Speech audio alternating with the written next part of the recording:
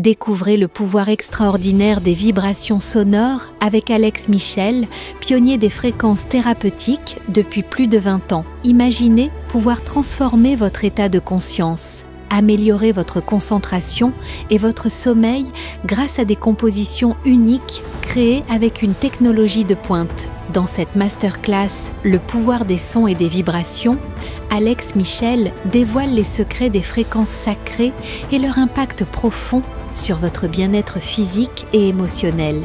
Pour assister à la masterclass, cliquez sur le lien en haut à droite de l'écran ou en description de cette vidéo. Bonjour, je suis Céline Di Maria et je suis formatrice en gestion du stress. Et voici mon index ABC.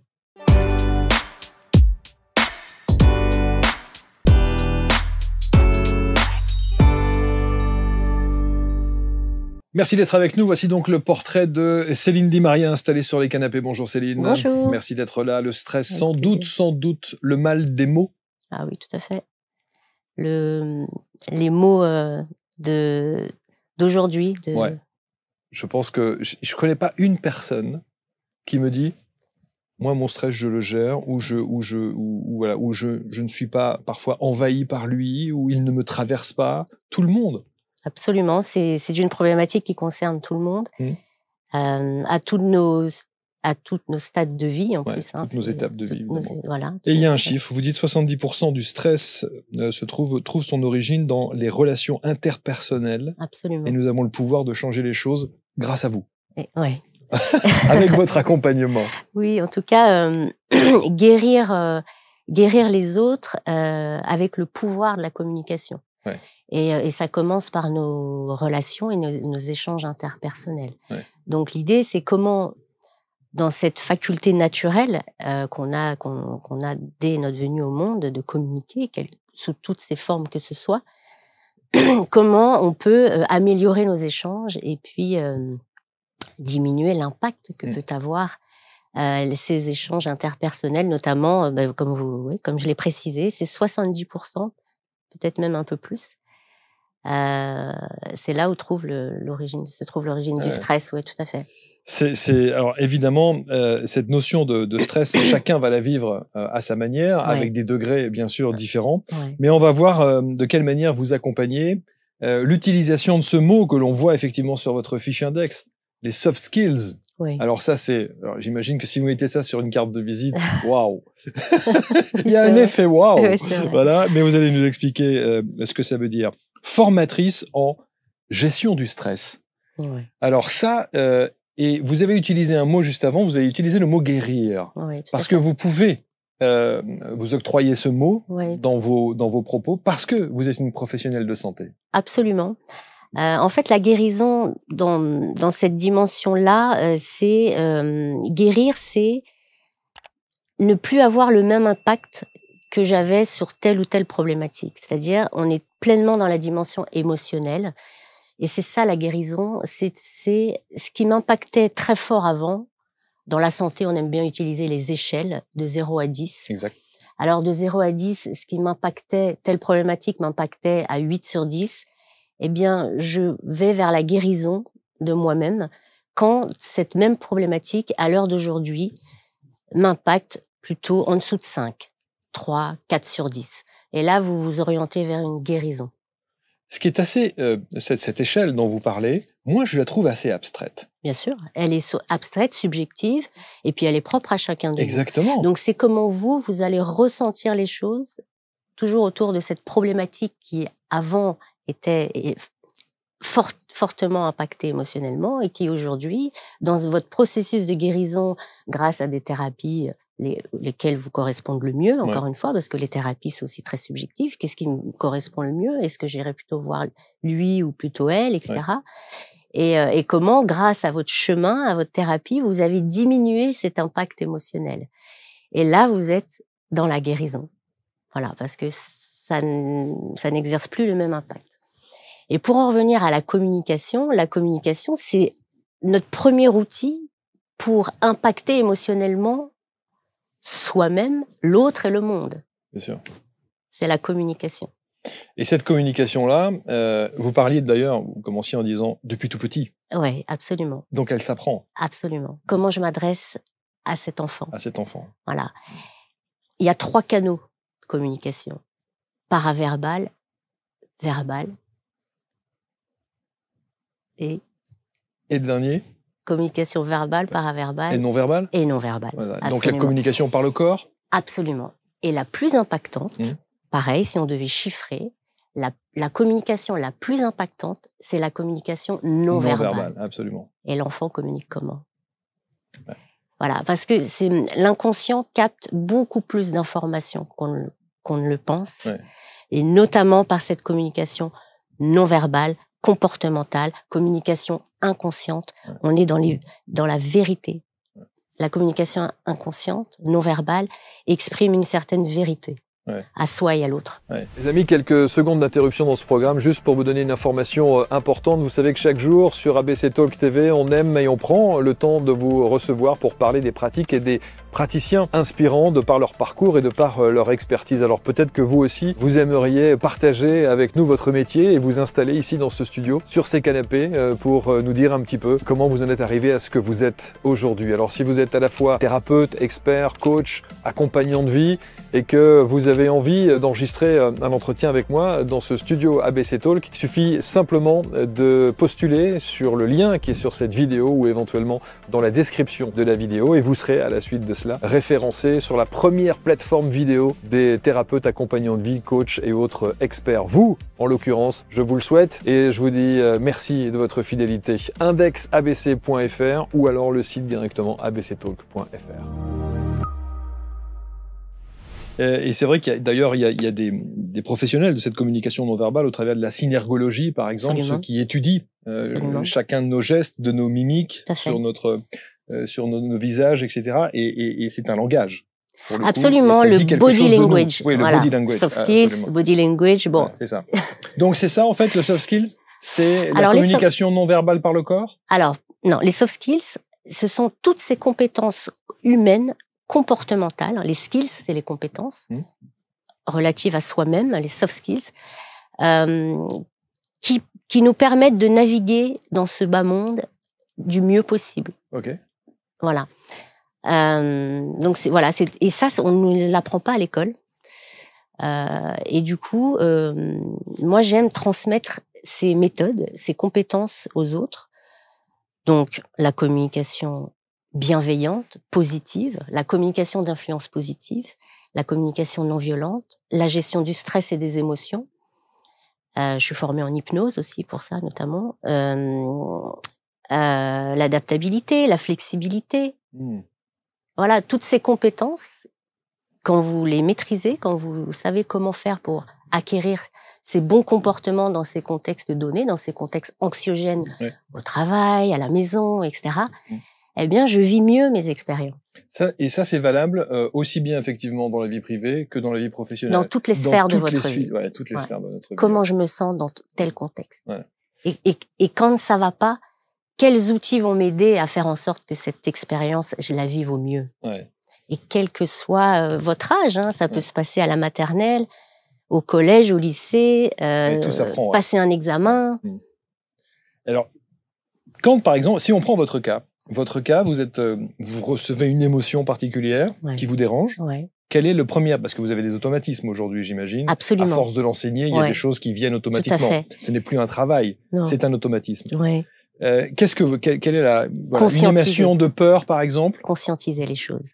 Ça veut dire en fait, notre inconscient, c'est 95% de ce que l'on est, et notre conscience, c'est 5%.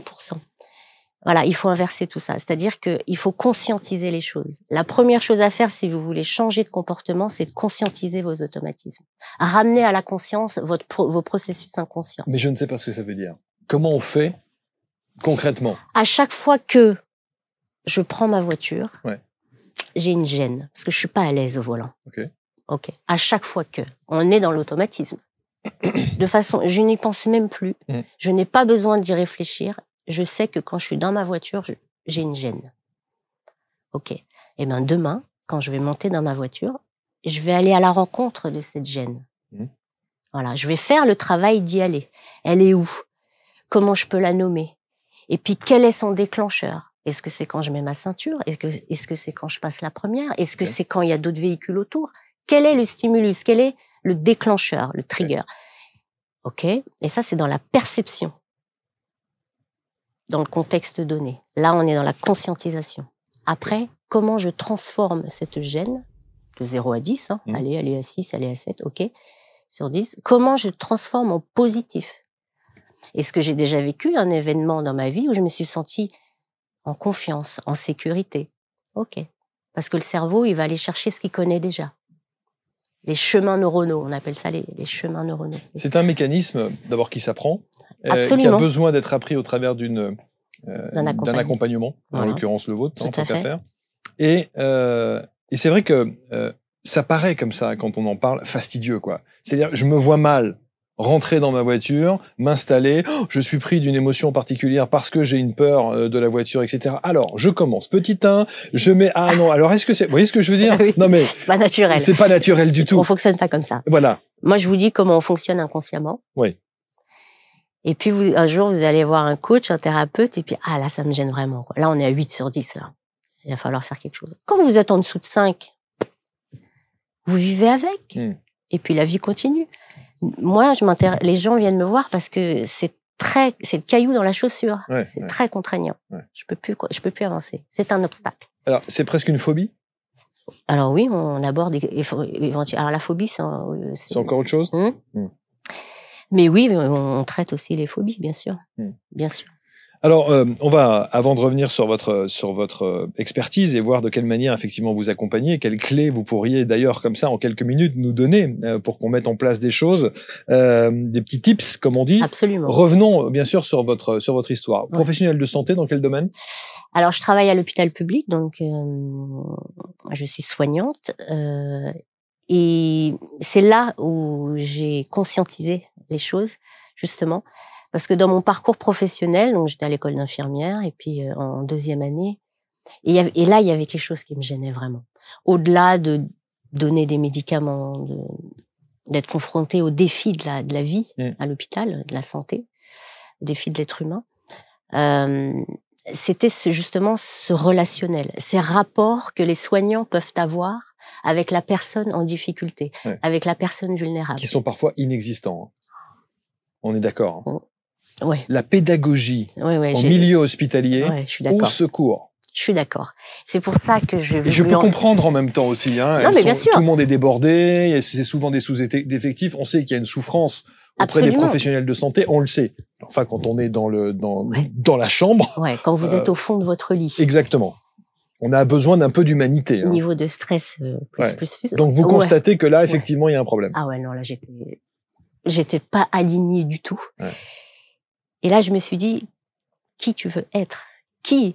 Pas qu'est-ce que, qui? C'est identitaire, hein. Qui tu veux être? Et je me reconnaissais pas du tout dans cette entraide, dans cette relation soignant-soigné. Et là, mon cheminement a commencé. Et j'étais en conflit avec moi-même. Et j'ai mis du temps à trouver ma mission et qui je voulais être et comment je voulais aider les gens, etc. J'ai un profond respect pour les soignants qui travaillent, qui sont admirables et qui sont là qui donnent tout, hein, vraiment pour aider les autres, etc. Mais il leur manque ça, ces compétences en plus. Et ça, on l'apprend pas quand on est ce supplément d'âme en plus. À l'école d'infirmière. C'est ce que je vous disais, on ne l'apprend nulle part. À l'école d'infirmière, on vous apprend à distribuer des médicaments, à surveiller les traitements, à surveiller votre patient, etc. On est beaucoup dans le savoir-faire et pas dans le savoir-être. Pas assez. Et il faut vraiment les deux. Il faut vraiment un savoir-être avec des vraies compétences relationnelles, en communication, pour vraiment apporter ce plus dans la thérapie. Et vous allez faire quoi, du coup, vous, alors? Quand vous prenez conscience de ça, vous faites quoi? Voilà. Donc je chemine, je continue, j'exerce mon métier, etc. Mais je chemine toujours et je découvre des outils, en me renseignant, en cherchant, en parlant avec les gens, etc. Des outils qui, pique-poil, répondent à ce besoin-là. Et qui m'aligneraient avec ce qui me titillait de l'intérieur. la programmation neurolinguistique et l'hypnose. La programmation neurolinguistique est un outil exceptionnel pour améliorer la communication, pour améliorer ses relations, etc. On en pense qu'on en veut. Chacun découvre l'outil à sa manière. En tout cas, moi, j'ai trouvé une réponse à ce besoin d'améliorer et d'impacter les personnes en général, et d'autant plus les personnes vulnérables, dans leur cheminement et leur guérison. Et puis l'hypnose, qui est une communication d'influence positive, qui permet de modifier les agencements psychologiques néfastes, de changer les comportements, donc d'amener des changements profonds et durables. Première fois que j'entends parler de l'hypnose dans cette définition-là, en disant c'est une communication d'influence positive. Absolument. Absolument. Donc vous allez vous former aux deux? Je me forme aux deux, dans une école pareille, qui me correspondait. J'avais aussi des critères dans le choix de l'école et de la formation. Moi, j'ai le petit côté médical, oui, médico-scientifique. Donc, il fallait aussi que l'école dans laquelle je me forme réponde à certains critères. Bien sûr. Que j'ai trouvé excellente et j'ai beaucoup aimé. Et voilà, et j'avais les clés. Et là, je me suis dit, maintenant, je vais les transmettre, ces outils. Parce que travailler en cabinet, j'adore, c'est super. Mais j'ai besoin de transmettre. Donc, je me suis formée pour être formatrice aussi. Donc, voilà. Et j'ai fait tout le parcours. Et maintenant, je suis heureuse de transmettre et d'éveiller les lanternes de tous ces praticiens, ces soignants qui, au quotidien, sont avec des personnes en difficulté. Mais donc, aujourd'hui, vous avez une double casquette. C'est-à-dire que d'un côté, vous formez les professionnels de santé, enfin des accompagnants de vie, des coachs, tous les accompagnants, tous les accompagnants. Voilà. Et vous, on peut vous consulter aussi à titre privé? Absolument. Ok. Je travaille en cabinet privé. Vous avez les deux. Ouais. Et vous êtes en Île-de-France. À Bougival, dans les Yvelines. Dans les Yvelines. Bon, voilà, très bien.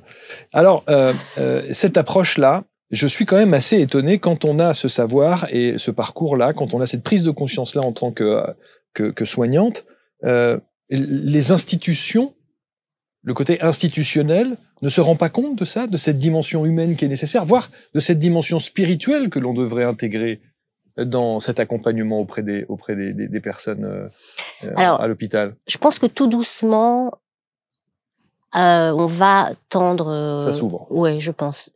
Grâce à ce qu'on fait là aujourd'hui, les réseaux sociaux. Et je pense que les gens se connectent quand même à leurs aspirations profondes, etc. Je pense que c'est un mouvement. C'est en voie d'eux. C'est en voie d'eux, exactement. Et les soignants qui eux-mêmes agissent. On n'est pas. Je pense que ça reste des vocations quand même, des métiers d'infirmière, médecin, etc. Donc ils ont une partie d'eux-mêmes, ces gens-là, qui les appellent à aider l'autre, etc. Mais ils sont pas connectés forcément à ce côté spirituel, etc. Et moi, je pense les aider à se connecter à cette partie d'eux-mêmes dont ils n'ont pas conscience. Oui. Alors, Céline, est-ce que vous avez un ou deux exemples concrets d'accompagnement, notamment en milieu hospitalier, par exemple, où vous faites votre métier, évidemment, d'infirmière, de soignante, et vous savez que ce patient a besoin de plus, d'autre chose, d'une relation autre, et vous allez utiliser peut-être un des outils que vous allez mettre en place. Est-ce qu'il y a un fait marquant, une histoire, quelque chose qui vous vient comme ça à l'esprit de quelqu'un que vous avez accompagné? Oui, absolument. J'échange avec un jeune et qui est pris dans son travail, etc., qui aime beaucoup son travail, mais qui sait que ce qu'il fait au quotidien, c'est pas sa place. Et il est submergé, il est pris par un rythme effréné, métro, boulot, dodo, qu'on connaît bien. Et donc il va au travail parce qu'il faut manger, etc., payer les factures. Mais il me dit, j'ai besoin qu'on m'aide, qu'on m'accompagne en tout cas, parce que je sais que ça m'a impacté moi aussi, sa phrase. Je sais que je suis pas sur cette terre uniquement pour ça. Je le sais. Aidez-moi à découvrir pourquoi je suis là. Du pain béni. Bien sûr. Et ça me marquera très longtemps. À partir de ce moment-là, qu'est-ce que vous mettez en place? Eh ben là, on utilise la communication. Et un outil qui est très intéressant en communication, c'est la synchronisation. C'est-à-dire que vous rentrez dans le monde de l'autre en utilisant ses propos, ses mots, etc. Donc vous faites page blanche de votre vision du monde à vous. Okay. Ça veut dire que quand j'ai entendu ces mots-là, je me suis connectée à lui en utilisant ses propres mots et le monde un peu qui m'a posé comme ça sur la table. Quelqu'un qui vous dit « je ne suis pas sur cette terre uniquement pour ça, me lever le matin, aller bosser, rentrer, etc. » Il m'a ouvert une partie de lui mystérieuse, plus profonde, etc. Donc j'ai utilisé une approche beaucoup plus profonde. Et voilà, on se synchronise avec la personne et pour qu'elle s'ouvre et qu'elle parle, la faire parler, etc. Et qu'elle se sente en confiance pour aller chercher... Donc la base reste la communication. La porte d'entrée. La porte d'entrée. Ouais. C'est comment... Vous échangez comme chez un psy. Il faut que la personne se libère.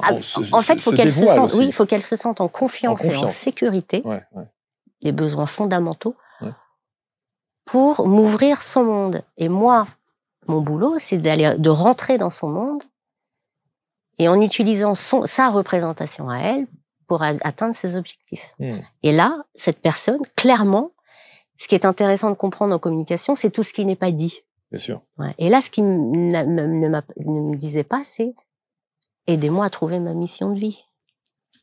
C'est ça le message caché qu'il a voulu me dire, avec ses propres mots.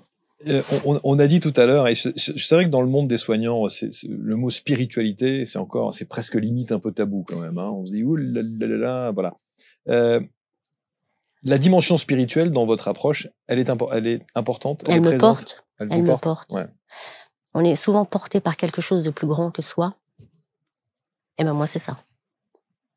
Et cette dimension spirituelle, vous l'intégrez dans vos formations, dans la manière dont vous avez... Avec des mots, je me synchronise avec les soignants. Ça veut dire que je ne vais pas parler de spiritualité, mais je vais parler de valeurs profondes, inspirantes.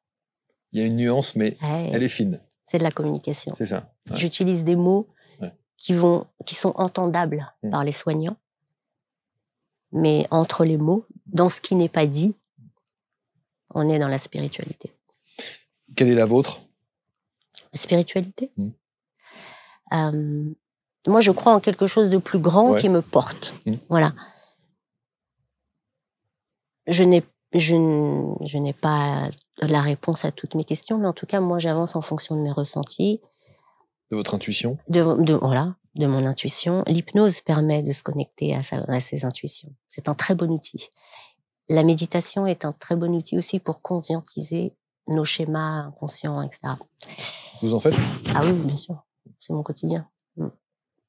Pour venir vous voir, là, j'ai médité, tout ce que je vous dis là, ça a été déjà conscientisé avant. Ah oui. Il y a toute une programmation mentale, etc. Une préparation. Qu'est-ce que je veux vivre? Comment je veux vivre mes expériences? Ça veut dire que ça c'est un tip. Ça veut dire qu'on vous préconisez ça à tout le monde avant d'entamer quoi que ce soit? Bien sûr. Mais c'est quoi? C'est une visualisation? Absolument. Quel que soit l'objectif que vous avez à faire, tout à l'heure, ce soir, demain, vous le visualisez de la façon dont vous voulez que les choses se déroulent. Eh bien oui. Parce qu'inconsciemment, qu'est-ce qu'on fait quand on a un objectif? Et s'il se passait ça? Ah ouais, mais ça se trouve ceci. Ah ouais, mais non, peut-être que je serais pas à la hauteur. C'est tellement vrai. Vous visualisez des choses que vous redoutez. Là, la clé, comme vous dites, le tip, c'est de visualiser ce que vous voulez voir arriver. Et avec tous les détails. L'environnement. Toute votre perception. Et votre perception, c'est nos 5 sens. Qu'est-ce que j'entends? Qu'est-ce que je vois? Qu'est-ce que je ressens? Voilà, c'est vos 5 sens. Et ça, vous le visualisez en amont. Et puis, vous ressentez les choses. Comment je veux le vivre? Moi, avant de venir vous voir ici, je veux être à l'aise. Je veux trouver les mots. Ben, vous l'êtes. Je veux être alignée. Et puis synchronisée avec vous. Bon, il y a de fortes chances que je le sois. Absolument. Alors, la gestion du stress, j'ai l'impression que parfois, peut-être que je suis un peu excessif dans mes propos, mais vous allez me le dire. La gestion du stress, j'ai l'impression que c'est une sorte de sac fourre-tout. Et le stress, c'est pas que la thématique de l'émotion. Ça englobe Mais bien sûr. Des tas de choses. Et le stress, on a l'impression que c'est négatif. Mais le stress, c'est ce qui nous sauve notre vie. Hein. Le stress, c'est essentiel, d'accord? C'est un mécanisme naturel dont on a besoin, etc. C'est quand il vous dépasse, quand il vous paralyse, que là, il faut apprendre à le gérer. Mais le stress, on en a besoin et c'est vital et voilà. Et quels sont les domaines de stress pour lesquels on vous consulte le plus souvent? Alors, j'ai beaucoup la charge mentale, les gens qui se sentent dépassés au quotidien parce qu'on leur confie des tâches dans la sphère professionnelle. Après, les changements de vie, vous savez, les divorces, je change de région, tous les grands changements, les étapes de sa vie où je sais pas trop comment gérer. Et puis ou les sevrages, les gens qui en hypnose, on a beaucoup de sevrage tabac, c'est un changement de vie, c'est même un changement identitaire en fait quand vous devenez non-fumeur. Voilà, tout ça c'est des sources de stress. Et chez les plus jeunes aussi, j'imagine? Ouais, les plus jeunes, on a beaucoup des addictions chez les jeunes qui se réfugient. Ouais, les refuges, la notion de refuge en communication, c'est très important. En thérapie, le refuge, on met beaucoup de choses dedans, mais ouais, c'est ça, c'est toutes ces étapes de vie qui génèrent du stress. Est-ce que tout ça, c'est pas... Souvent, j'entends dire ici des gens qui s'installent, qui disent, vous savez, ça n'est qu'une question d'amour. Et que si vous n'avez pas cet amour reçu, pas suffisamment reçu, pas suffisamment dit, pas suffisamment transmis, c'est la base de tout. Vous êtes d'accord avec ça? Absolument. Comme je disais tout à l'heure, j'accompagne les gens vers des connexions plus profondes envers eux-mêmes, envers les autres, etc. Mais le fond de tout ça, c'est quoi le fond? C'est s'aimer soi-même, absolument. C'est déployer l'amour de soi. Et ça me fait soupirer même, vous voyez. Ouais. Parce que quand on gratte tout ça, là, quand on gratte tout ça, quand on va chercher, ouais. Mais bien sûr. Voilà. Et quand on apprend à s'aimer, vous améliorez vos relations interpersonnelles et puis vous développez des relations de qualité. Et vous nourrissez une confiance en vous, une estime de vous qui vous aide à toute épreuve en fait, qui vous accompagne. Voilà. Et quand ça c'est solide, quand vous vous aimez suffisamment, vous pouvez traverser ces grandes étapes de la vie. Et sur l'angle de l'estime de soi, il y a beaucoup de gens qui vous consultent pour ça. Bien sûr. Donc ça veut dire que c'est des gens qui sont déjà capables de dire je manque d'estime de moi. Ils le formulent pas comme ça, mais j'ai peur. Je voudrais faire ça, mais j'ai peur de ceci, j'ai peur de cela. Et toutes ces peurs que notre mental nous met comme ça de plein fouet, c'est encore ce qui n'est pas dit, c'est j'ai pas de confiance et suffisamment d'estime, c'est-à-dire que la perception que j'ai de moi-même n'est pas assez puissante pour m'amener à réaliser cette chose-là dans ma vie. Voilà. Et la perception qu'on en a de soi, elle est influencée par l'amour que l'on a de soi. Ce que vous préconisez dans votre accompagnement, c'est notamment pour les particuliers qui vous consultent, c'est une thérapie brève? C'est considéré comme une thérapie brève? Oui. Ça veut dire qu'en une séance, on pourrait régler une solution? 3 séances. Moi, je travaille beaucoup en 3 séances. Chiffre 3, qui est le chiffre de la communication. Ah j'avais même pas réalisé, merci. C'était ma parenthèse. Non, mais très bien. C'est le seul truc que je connais en numérologie. Non, génial. 3 communications. Ok, j'avais pas réalisé, merci. Voilà. Mais voilà, donc thérapie brève, 3 séances. 3 séances, absolument. Okay. Et après, c'est ça qui fait la différence aussi entre les thérapies conventionnelles et le coaching, c'est que nous, on accompagne dans le temps. Ça veut dire que je fais pas 3 séances et merci, au revoir et advienne que pourra. Non, je suis les personnes, je vais reprendre des nouvelles et je vais continuer à coucou, comment ça se passe aujourd'hui, etc. Ouais. Et ces séances sont espacées? Oui, d'une semaine à l'autre. Et puis au rythme il y a une temporalité dans le changement. Ça veut dire que la personne qui veut changer de vie, ou alors à une échelle un peu plus petite qui veut atteindre un objectif, il y a une temporalité entre j'y pense, je vais aller voir le coach et le résultat est atteint. Il y a un processus. Et encore une fois, je vous rajoute un tips. Quand vous pensez à réaliser un objectif, vous pensez tout de suite au résultat. Vous pensez pas au petit 1, petit 2, petit 3, le processus. Et ça, c'est notre boulot, ça. Le processus. Comment je fais pour y arriver? Moi, mon boulot, c'est comment je fais de partir de l'état présent pour aller vers un état désiré. Ça. Voilà, moi, je m'intéresse à la distance qu'il y a. De l'état présent à l'état désiré, ça, c'est très important. Et qu'est-ce qui nous y amène à cet état désiré? Ce sont nos ressources ultimes, c'est-à-dire nos états émotionnels. Voilà.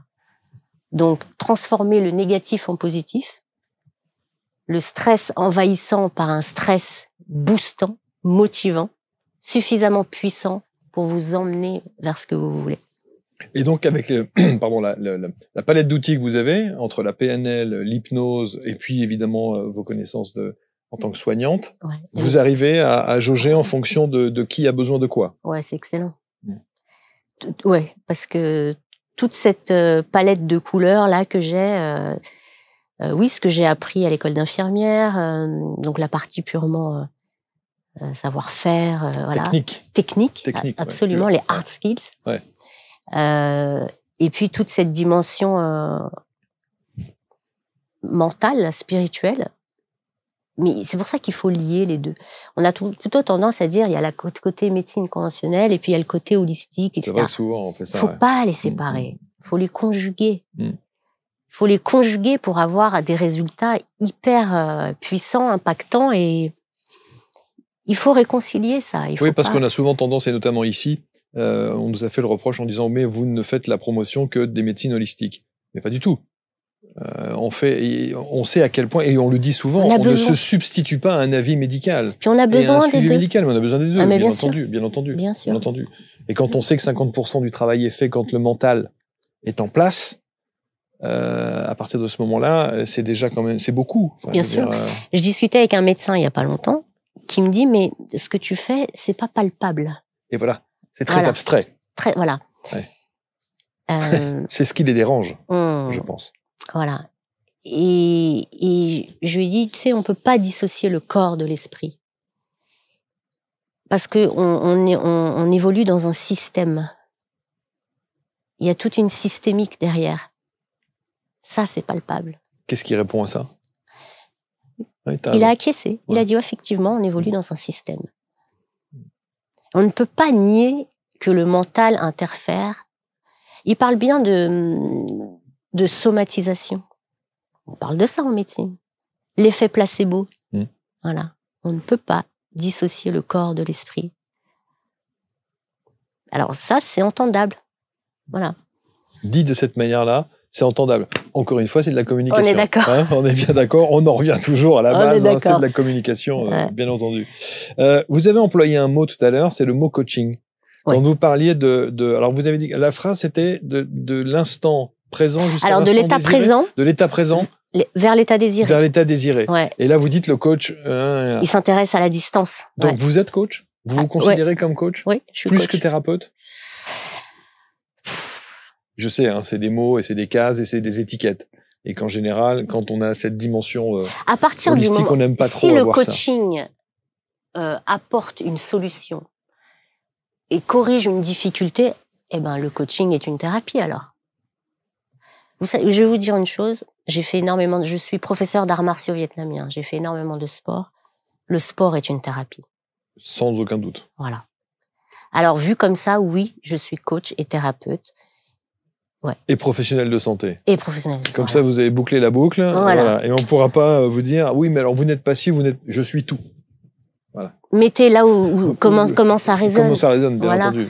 Mais moi, le sport a été une vraie thérapie pour moi. Ça a été ma première thérapie. J'ai appris à méditer sur les tatamis. Mon maître, à l'époque, avait 80 ans. Il me disait, avant ta compétition, pendant 3 semaines, tous les soirs, tu fermes tes yeux, tu respires comme ça et tu visualises ton combat. D'accord ? C'est souvent ce que font évidemment les sportifs. Et les sportifs de haut niveau aussi visualisent les choses. Et là, j'entrais déjà dans la méditation, j'avais 12 ans. Et j'ai développé tout ça. C'est des outils qui m'ont aidé. Dans votre histoire et dans la fiche de production, il y a des moments forts, évidemment. Ouais. Et douloureux. Oui. La perte de votre frère. Absolument. Qui part très tôt, à l'âge de 21 ans, d'une leucémie. Ouais. Avec qui vous faisiez du sport, d'ailleurs. Absolument. C'est lui qui m'a mis dedans. Et qui m'a inspiré ces valeurs-là. Et c'est sans doute peut-être, alors encore une fois, j'extrapole peut-être, mais je me dis, je veux être infirmière. Oui, je pense qu'il y a beaucoup de ça. J'aurais aimé pouvoir faire quelque chose, en tant que le soigner, quoi, et l'accompagner. Et 2, maintenant qu'effectivement il n'est plus là, cette nécessité d'avoir cette dimension spirituelle, le comprendre, le fameux pourquoi. Oui, tout à fait. Et les deux sont liés. Oui. Alors je sais pas, hein, c'est mon analyse à 2,50 €. Hein. Mais est-ce que c'est ça ? Quand même, on y est, ouais. Et bon, déjà, il y a de fortes chances que je sois atterri dans le milieu médical à cause effectivement de toute cette éducation-là que j'ai eue. J'ai accompagné mon frère dans la maladie. Mais, encore une fois, on apprend de tout ce qui nous arrive dans la vie. Souvent, la spiritualité nous apprend qu'il y a une raison et il y a des leçons de vie à comprendre, etc. Pour en revenir au parcours de mon frère, qui est le sien, c'est ça, c'est qu'est-ce que j'en fais de toute cette histoire ? Quand vous vivez un traumatisme, quelle histoire vous racontez autour de ce traumatisme et quel sens vous donnez aux choses pour qu'encore une fois, ce soit de la résilience, c'est-à-dire en faire quelque chose de positif et qui vous porte. Et sauf qu'il faut du temps pour ça. Bien sûr, il m'a fallu 25 ans, évidemment. Bien sûr. Évidemment. Mais c'est pour ça qu'aujourd'hui, je peux vous en parler sur ce canapé de façon... Oui. Voilà. Et il m'a transmis des valeurs profondes. Et cette force force d'esprit que lui a apporté notamment le sport aussi, avec la maladie. Et moi, je me sens directement liée à ça, c'est-à-dire ce qu'il a vécu déjà me donne une énorme envie de vivre et j'éprouve une gratitude infinie parce que lui, à 21 ans, tout s'est arrêté. Et moi, j'ai encore la chance aujourd'hui, à 43 ans, d'être là et de pouvoir vivre des expériences et des joies, etc. Donc déjà, la gratitude, c'est quelque chose que j'ai découvert aussi assez tôt dans ma vie. Ce qui aurait pu être l'inverse. Hein. Oui. À se dire pourquoi lui, pourquoi pas moi. Oui. Vous auriez pu aussi c'est vrai. Tourner comme ça. Ouais. Alors là, je vous aborde pas toute la partie thérapie que j'ai dû faire toute seule. J'imagine. Seule en plus. Ouais, parce que j'ai été voir un psychologue, je l'ai vu 2 fois et j'ai compris que je pouvais certainement y arriver seule. Et donc du coup, je me suis réfugiée dans le sport et c'était très symbolique de garder le sport et les arts martiaux parce que c'était une façon de garder le lien avec mon frère. Il était plus là, mais sur les tatamis, il y avait une partie de lui qui était encore là. Donc le sport m'a beaucoup aidée et je fumais et j'ai découvert l'hypnose pour me sevrer du tabac. Et la personne qui m'a aidée à me sevrer, c'est elle qui m'a dit « Je ferai ce métier-là. Je serai hypnothérapeute pour faire la même chose. » Parce que ça a été incroyable pour moi. Ouais. Qu'il puisse réussir à moi me faire arrêter de fumer, c'était incroyable. C'était impossible. Incroyable. Ouais. Donc cette gestion du stress, et encore une fois, ça va évidemment parler à beaucoup de gens. Ce qui est important à retenir, d'abord, avant de vous dire ce que je retiens, qu'est-ce que vous aimeriez qu'on retienne de vous ? La résilience. Ça veut dire que quel que soit ce qu'on peut vivre dans notre vie, qui génère du stress forcément, de l'angoisse, tous ces états internes, tous ces états d'être qui nous limitent, qui nous freinent dans notre progression personnelle. C'est ça, c'est comment transformer le négatif en positif, comment atteindre cette résilience dans son chemin personnel. Et comment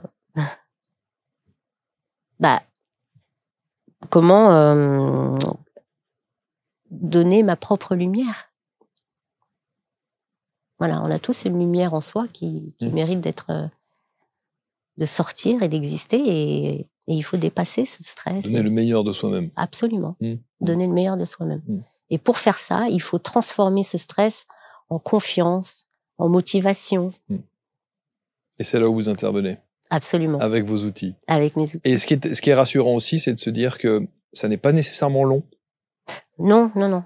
Ça, c'est important aussi, hein, Ouais. parce que c'est de se dire qu'on est obligé de partir sur un truc qui va durer des semaines, des mois, comme une psychothérapie, ou voire une analyse. Ou alors là, évidemment, c'est encore plus, voilà, psychanalyse, etc., ouais. etc. Bon, c'est beaucoup plus lourd. Donc ça, c'est intéressant de savoir qu'effectivement, vous pouvez intervenir comme ça de manière assez ponctuelle, à distance. On peut le faire aussi. Alors, pas tout le temps. Ah, ok. Vous préférez en cabinet? Alors, moi, je développe la relation. Vous savez, vous connaissez l'alliance thérapeutique? Ça vous parle? Voilà. L'alliance thérapeutique, c'est ça. C'est développer une relation suffisamment forte. Et ça ne peut se faire qu'en présentiel, alors? Bah, disons 80% ouais. sera beaucoup plus impactant en présentiel. Communication non verbale. Alors vous pouvez très bien faire une visio, mais en grand angle, ce qui fait que vous voyez tout ce qui se passe en face de la personne, en disant ah attendez, elle est en train de parler comme ça, donc peut-être que ceci ou peut-être. Vous voyez ce que je veux dire? Alors encore une fois, c'est ma vision des choses. Ouais, vous préférez ça en tout cas, voilà. Mais l'autre option est possible aussi. Oui, absolument. Les gens que je vois en visio, c'est des gens pour lesquels les objectifs sont atteints et que je continue mon coaching parce que je ne lâche pas les gens dans la nature. Ça c'est important aussi. Et ouais. Là, j'ai une personne qui m'a dit, bon ben là, je vais partir 3 semaines en montagne. Je vais me faire un col, une randonnée. Ça faisait partie de son processus pour aller vers l'état désiré. Et là, je savais que j'aurais plus de nouvelles. Mais j'ai quand même essayé de maintenir la relation, même s'il était en haut de sa montagne. Comment ça va? L'ascension se passe comment? Courage. C'est super important, ça. Courage. C'est très, très force. important. Et ouais. Quelqu'un qui est là derrière vous pour vous pousser. C'est ça, la thérapie. C'est tous les jours. C'est pas la séance d'il y a 15 jours, la thérapie. C'est tous les jours que vous vous battez avec vous-même. Mais ça veut dire passer votre vie non. à envoyer des messages? Non. Non. Je sais quand je dois le faire et quand je dois plus le faire. Ok. Voilà.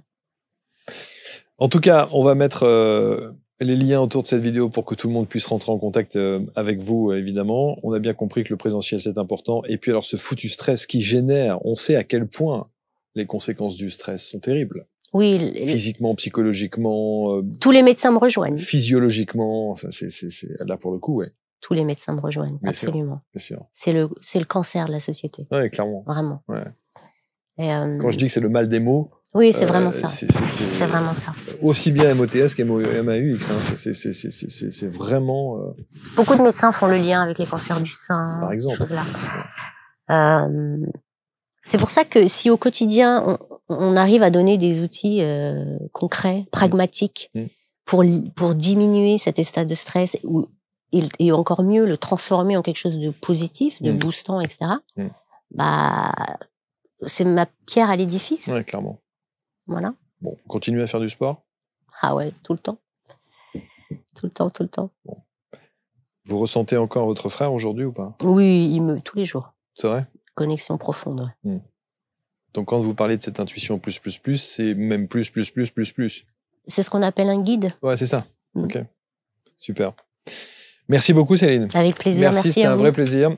Vous commentez, comme d'habitude, avec bienveillance, vous partagez, c'est évident, et je sais qu'il y aura un avant et un après à cette émission, parce que sur cette thématique du stress, qui est très généraliste, évidemment, chacun s'y retrouvera, chacun y mettra, évidemment, une part de son histoire, et qu'il est parfois nécessaire, au travers d'une consultation, d'un rendez-vous, de prendre les choses en main et peut-être améliorer au travers de petites touches comme ça. Absolument. Avec votre accompagnement. Merci beaucoup, Céline. Merci à vous. On se retrouve pour un prochain portrait index très vite. Salut.